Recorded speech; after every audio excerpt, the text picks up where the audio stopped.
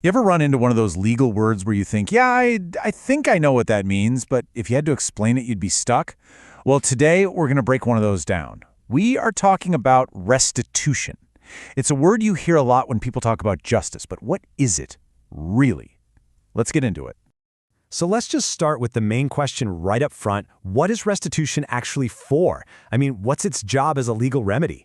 You can think of it like a puzzle. We're going to look at a few common ideas about what it is and see if we can figure out the real answer. All right, first up, let's talk about the one that probably pops into most people's heads first. When someone does something wrong, our gut reaction is that they should be punished, right? So, is restitution just about punishing the person who broke the rules? I mean, this makes a lot of sense on the surface. If somebody breaks a contract, it feels like they should face some kind of penalty. Punishing them seems like a totally reasonable goal for the law. But is that what restitution is actually doing? And nope, that's not it. Turns out the law has a completely different tool in its toolbox just for punishment. It's called punitive damages, and those are meant to really penalize bad behavior and stop others from doing it. Restitution, it has a whole other job to do. So we can cross punishment off our list. Okay, on to our next set of possibilities. Now, these next two get a little bit closer to the real answer, which actually makes them trickier. They have to do with contracts and making things right, but they're still not quite what we're looking for. So how about this one? To enforce the contract. You know, if you make a promise, shouldn't the law be able to make you keep it?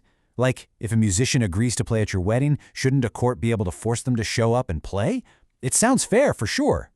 But again, the law has a very specific term for that exact thing. It's called specific performance, and it's when a court literally orders someone to do the specific thing they promised to do. This just goes to show how precise legal terms are. So that's not restitution either. 2 down, 1 to go. Now this one feels really close to the answer. The idea here is that if someone broke a promise and it cost you money, the court should make them pay you back what you lost. That's about getting you back to where you were before. This has to be it, right? And this right here, this is the key that unlocks the whole thing.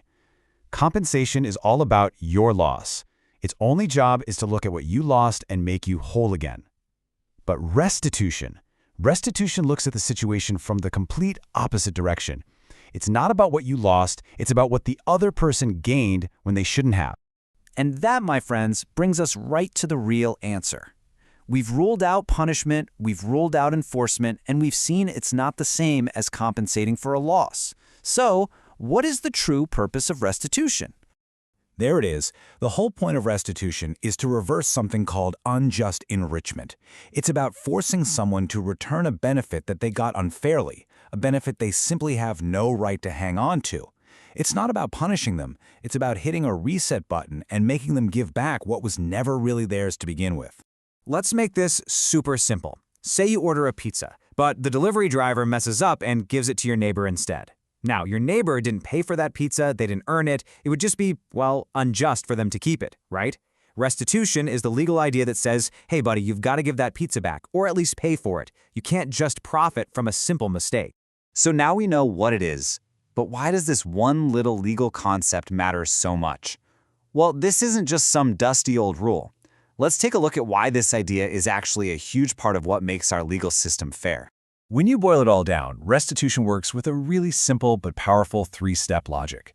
Step 1, somebody gets a benefit. Step 2, it would be fundamentally unfair for them to keep it. And step 3, the law says it has to be returned. That's it. It cuts through all the other stuff and just focuses on that simple equation of fairness. It's a really clean and effective idea.